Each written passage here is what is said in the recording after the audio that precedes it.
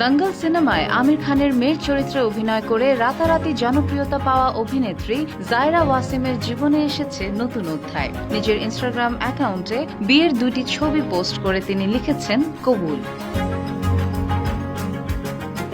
17 October রাতে প্রকাশিত ছবিগুলোর একটিতে দেখা যায় বিয়ের কাবিননামায় স্বাক্ষর করছেন জায়রা। মেহেদি রাঙা হাতে ঝলমল করছে হীরার আংটি। আরেকটি ছবিতে দেখা যায় বিয়ের সাজে সেজে চাঁদের দিকে তাকিয়ে আছেন তারা। তবে পাত্রের নাম, পরিচয় বা পেশা কিছুই প্রকাশ করেননি অভিনেত্রী। ভারতীয় গণমাধ্যম হিন্দুস্তান টাইমস জানায়, বলিউড পারফেকশনিস্ট আমির খানের সঙ্গে অভিনীত দঙ্গল এর পর থেকেই আলোচনায় আসেন জায়রা। কিন্তু 18 বছর বয়সে ধর্মীয় অনুপ্রেরণায় অভিনয় জগৎ থেকে সরে দাঁড়ান তিনি।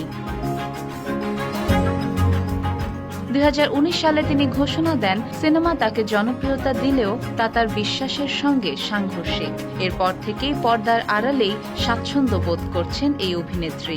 অভিনয় ছেড়ে 6 বছর পর জীবনের নতুন পর্ব শুরু করলেন দঙ্গল খ্যাত জায়রা ওয়াসিম বিয়ের মাধ্যমে। Desk report, Bangladesh guardian.